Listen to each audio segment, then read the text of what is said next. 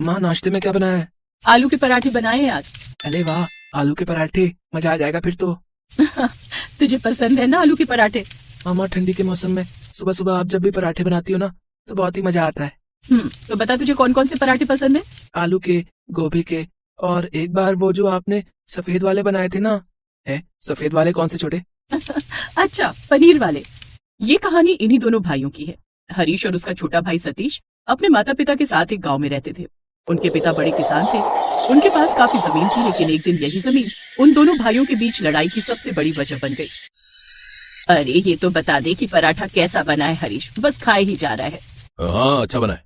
क्या बात है बेटा, देख रही हूँ तेरा मन कहीं और है। क्या सोच रहा है? इतना गुस्सा गुस्सा सा क्यों है? देखो माँ, मैं साफ साफ कह देता हूँ, सड़क किनारे वाला खेत तो मैं ही लूंगा। भैया ने ये कैसे मान लिया कि वो खेत उनका है? अरे पर उसके बदले में तुझे वो बड़ा वाला खेत तो दे रही हूँ ना। रहने दो माँ, अगर छोटे को वो सड़क वाला खेत ही चाहिए तो दे दो उसे ही। और तू क्या लेगा फिर? मुझे जमीन और संपत्ति का कोई लालच नहीं है माँ। लालच जैसी कोई बात नहीं है भैया, मैं अपना हक मांग रहा हूँ। माना कि पिताजी के जाने के बाद आपने घर की सारी जिम्मेदारी उठाई है, लेकिन इसका मतलब ये नहीं है कि आप अकेले ही सारी संपत्ति के मालिक हैं। ये क्या बात है सतीश, कम से कम पराठे तो चैन से खा ले, फिर करते रहना बंटवारे की बात। वैसे भी अभी मैं जिंदा हूँ, जब मर जाऊँ तो इस घर के बीच में दीवार खड़ी कर लेना, समझे?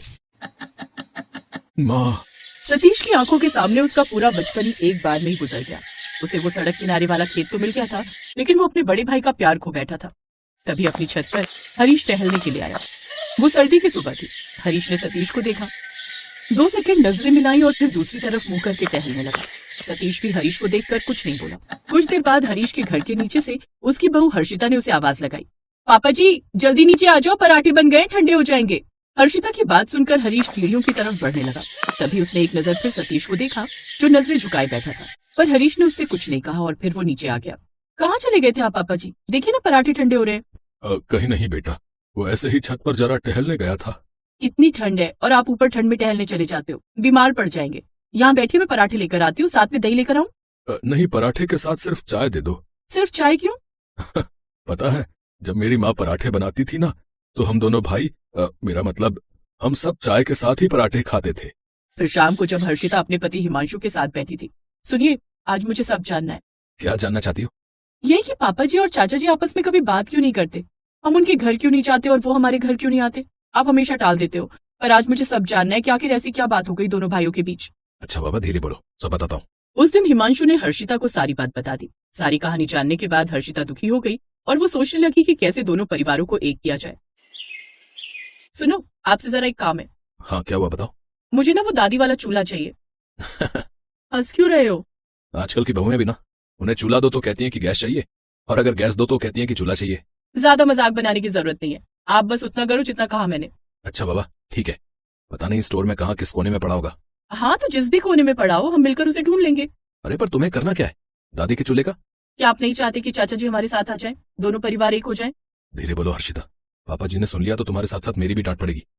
देखो मैं चाहता तो हूँ, पर हम उस घर में ना तो जा सकते हैं और ना ही उनसे बात कर सकते हैं। हाँ तो आप चिंता मत करो ना तो हम उस घर में जाएंगे और ना ही उनसे बात करेंगे। आप तो बस देखते जाओ, चाचा जी खुद ही चले आएंगे। इम्पॉसिबल। हिमांशु की बात सुनकर हर्षिता मुस्कुरा दी और फिर अगली सुबह उसने अपनी दादी सास की वही साड़ी और स्वेटर पहना जो वो अक्सर पहना करती थी।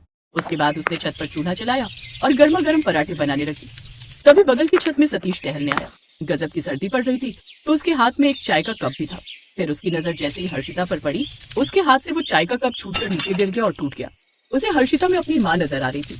जैसे ही हर्षिता ने देखा कि उसके चाचा ससुर उसे ही देख रहे हैं, तभी उसने जोर से आवाज लगाई, सभी लोग आ जाओ भाई, गर्मा गर्म पराठे बन रहे हैं, चाय के साथ बढ़िया पराठे खा लो। देखो तो कितनी बढ़िया खुशबू आ रही है, जो पहले आएगा वो पहले खाएगा। हर्षिता की बात सुनकर नीचे खड़ा हरीश भी हैरान था। उसे कुछ समझ नहीं आ रहा था कि हर्षिता कैसी बातें कर रही है, पर हिमांशु पास खड़ा मुस्कुरा रहा था। हिमांशु ने अपने पापा को छत पर चलने के लिए कहा। उधर दूसरी तरफ ना चाहते हुए भी सतीश के कदम अपने आप ही हर्षिता और उसके चूल्हे की तरफ चल पड़े। एक पराठा मिलेगा बेटी? हाँ छोटे पापा जरूर, पनीर का पराठा बनाया है, आपको पसंद है ना? इतना सुनते ही सतीश ने झट से पराठे का निवाला खाया और फूट फूट कर रोने लगा। ये सब देखकर पीछे खड़ा हरीश हैरान था। वो तुरंत सतीश के पास आया और रोते हुए बोला, कैसा लगा छोटे, पनीर का पराठा? अगले ही पल हरीश किसी छोटे बच्चे की तरह अपने भाई के गले लग गया।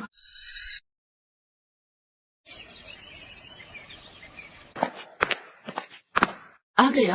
हाँ, पर तुम्हें क्या हुआ? तबीयत तो ठीक है तुम्हारी? हाँ हाँ, मेरी तबीयत को क्या होगा? तो फिर अभी से कंबल में? अरे बाबा, सारा काम निपटा लिया है, अब ठंड लग रही है बहुत। अच्छा ठीक है, पर एक कप चाय तो पिला दो यार। सॉरी यार, अब तो मैं कंबल में बैठ गई हूँ। आप प्लीज अपने लिए चाय बना लो, चाहे तो मैं कल आपके लिए 2 कप बना दूंगी पक्का। तुम भी ना कमाल ही हो। प्लीज बना लो ना, मेरा कंबल से निकलने का बिल्कुल मन नहीं कर रहा, सच में। हाँ हाँ ठीक है, मैं बना लूंगा। अच्छा सुनो, एक और बात कहनी है, बुरा तो नहीं मानोगे? हाँ बोलो ना। अगर बना ही रहे हो तो 1 कप मेरे लिए भी बना दो ना प्लीज। ये कहानी है समीर और नीलम की। समीर एक कारपेंटर था और उसकी शादी नीलम से हुई थी। नीलम बहुत गरीब घर से थी। उसके पिता मुरारी एक छोटे किसान थे। मुरारी के पास इतने पैसे भी नहीं थे कि वो अपना घर बना सके, इसीलिए उन्होंने अपने खेत में ही किसी तरह उधार लेकर एक कमरा बना लिया था। नीलम के 2 भाई बहन और थे। कुल 5 लोगों का परिवार एक ही कमरे में रहता था। नीलम का बचपन भी उसी कमरे में बीता था। क्या हुआ, इतनी उदास क्यों?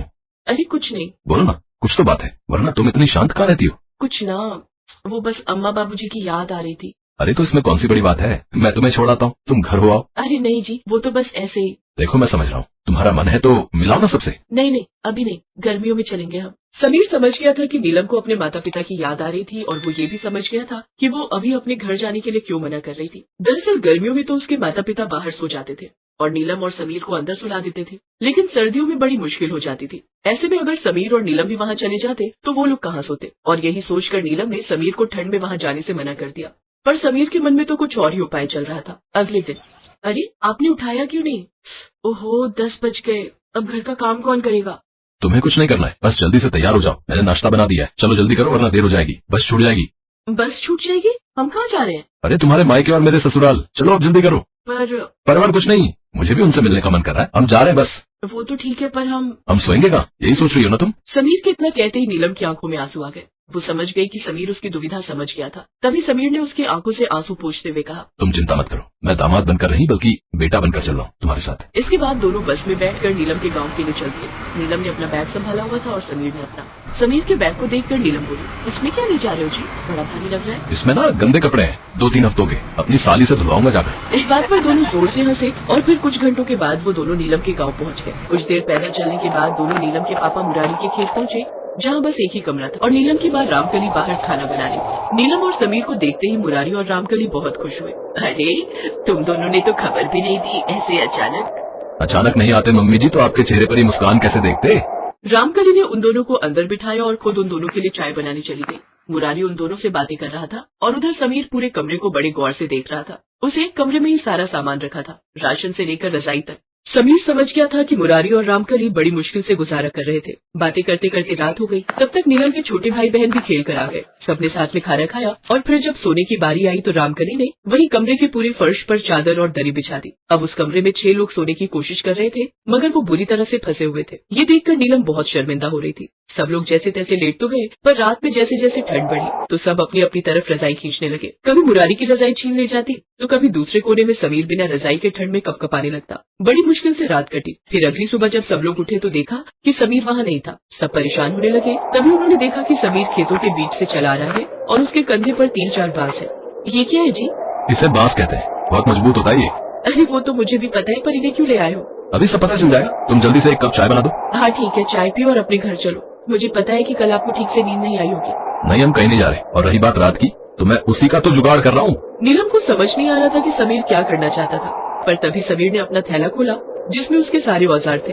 उसने फौरन आरी निकाली और बांस को काटना शुरू कर दिया। वो पूरे दिन काम में लगा रहा और शाम को उसने कमरे में एक डबल स्टोरी बेड बांस से बनाकर तैयार कर दिया। उसने ये आइडिया तो अपने घर में ही सोच लिया था और इसीलिए वो यहाँ आया भी था। उस रात रामकली और मुरारी नीचे जमीन पर सोए और बेड पर उसकी साली और नीलम सोए, जबकि सबसे ऊपर दूसरी मंजिल वाले बेड पर वो अपने साली के साथ सो गया। समीर की इस तरकीब से सब लोग बहुत अच्छे से सो पाए। और फिर अगले दिन, मान गए दामाद जी, आप तो बहुत ही बढ़िया बढ़ई हो, आपने तो कमाल ही कर दिया। अब तो आप जितने दिन रहना चाहो यहाँ रहो, अब तो कोई दिक्कत ही नहीं है। नहीं मम्मी जी, अब मेरा काम पूरा हो गया, अब मैं और नीलम अपने घर जाएंगे। पर मुझे इस बात की खुशी है कि अब डबल स्टोरी बेड में आप सभी लोग आराम से सो सकोगे। रामकली और मुरारी की आंखों में खुशी के आंसू थे, पर नीलम की आंखों में अपने पति के लिए सम्मान और गर्व साफ दिख रहा था।